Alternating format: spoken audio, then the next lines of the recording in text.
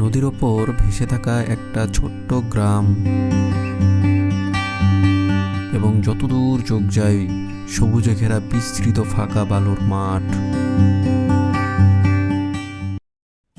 এবং এখানে বিচরণ করে হাজারো গরু, যা এখানকার সৌন্দর্য আরো অনেক গুণ বাড়িয়ে তোলে।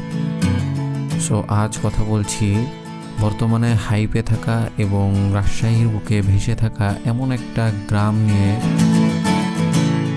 যে গ্রামকে তুলনা করা হয় সুইজারল্যান্ডের সাথে। তাহলে চলুন এখানে আমরা কিভাবে আসলাম, কয় টাকা খরচ, সব কিছু বিস্তারিত তুলে ধরি।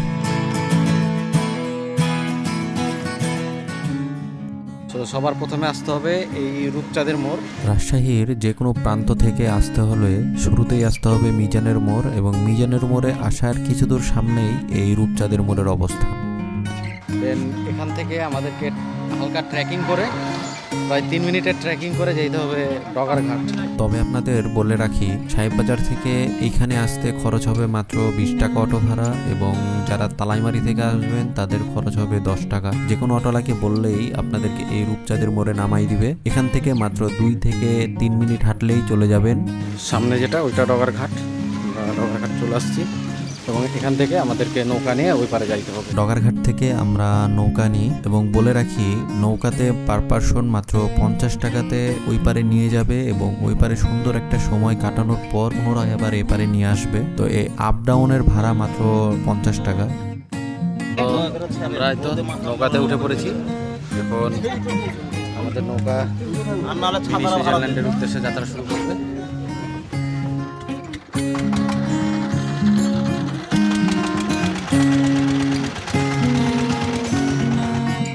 পার ছেড়ে আমাদের নৌকা নদীর ওই পারে যাওয়ার জন্য যাত্রা শুরু করে।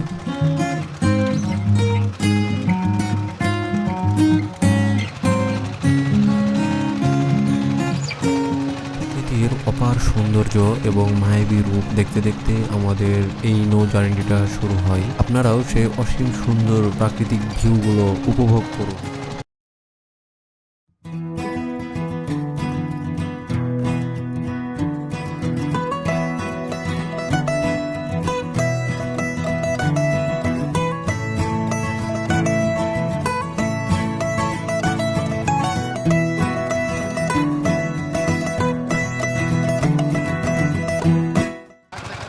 ওই তো সামনে যে চরটা দেখছেন, ওটাই বর্তমানে রাজশাহীতে সব থেকে বেশি হাইপে থাকা সেই কাঙ্ক্ষিত মিনি সুইজারল্যান্ড।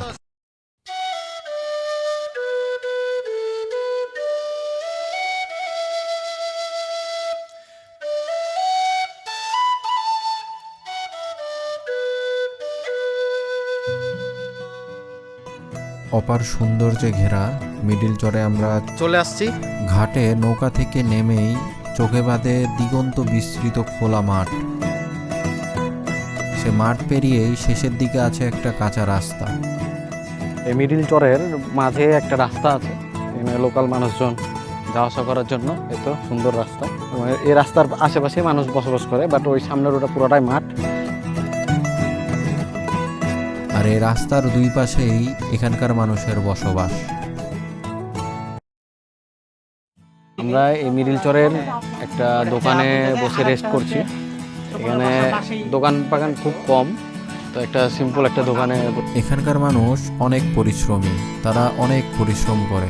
আমরা স্থানীয় এক দোকানে এক চাচার সাথে পরিচয় হই। তো এই চাচার খালি বয়সটা দেখেন, চাচা এখনো দিক দিয়ে হেঁটে চলে বেড়ায়। চাচা আপনার বয়স কত হবে? 84 বছর বয়স। এখন শহরের মানুষ 60 বছর হলে আর খুঁজে পাওয়া যায় না। হ্যাঁ, 4-5টা লাঠি নেবে ঘোরা লাগে। চাচার নাম হলো শাহজাহান। চাচা যথেষ্ট ভালো মানুষ। ভালো লাগার বিষয় হলো চাচার বয়স প্রায় 84 বছরেরও বেশি, বাট চাচা এখনো একাই হাঁটাচলা করতে পারে। তো এখানকার মানুষ আসলে অনেক পরিশ্রমী।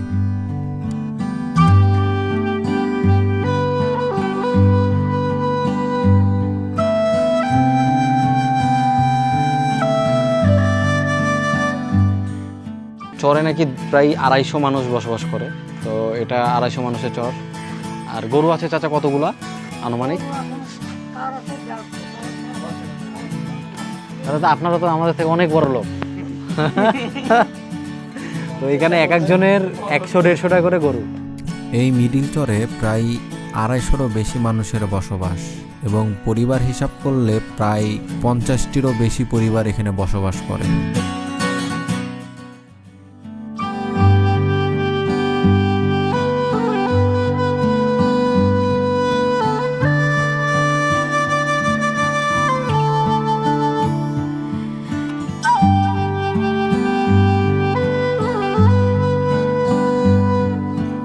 এখানে এক একটা পরিবারের প্রায় 100-টিরও বেশি গরু আছে। এছাড়াও তারা হাঁস, মুরগি, ছাগল ও ভেড়া লালন পালন করে।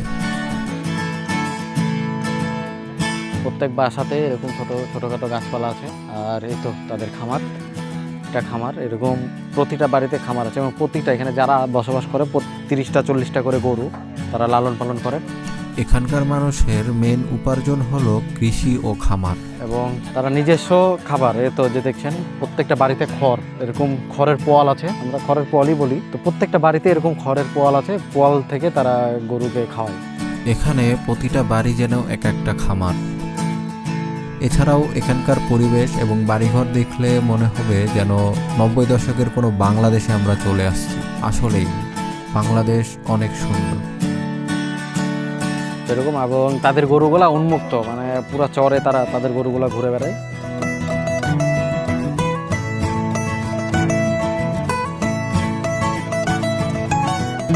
যখন সন্ধ্যা হয় তখন যার যার গরু তাদের বাসায় চলে যায়। এখানে যারা ঘুরতে আসে তারা সামনের মাঠ থেকে ঘুরে চলে যায়।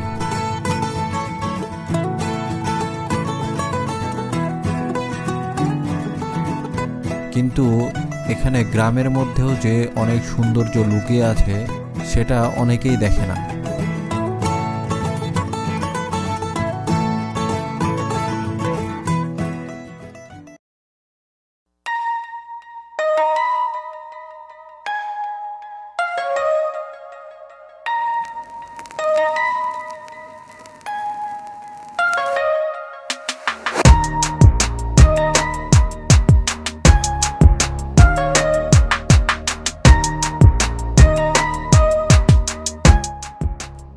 তবে আপনাদের বলে রাখি, এখানে আপনারা যারা আসতে চান অবশ্যই বিশেষ করে ছুটির দিন বিকালে অ্যাভয়েড করবেন, কারণ ছুটির দিন বিকালে অনেক মানুষের আনাগোনা থাকে এইখানে।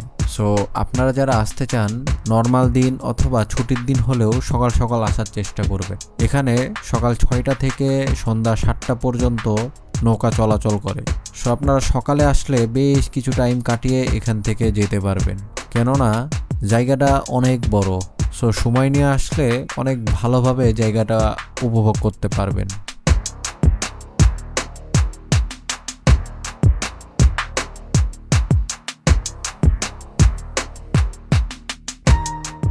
ভিডিও আর বেশি বড় করছি না, আজ ভিডিও এতদূর পর্যন্তই।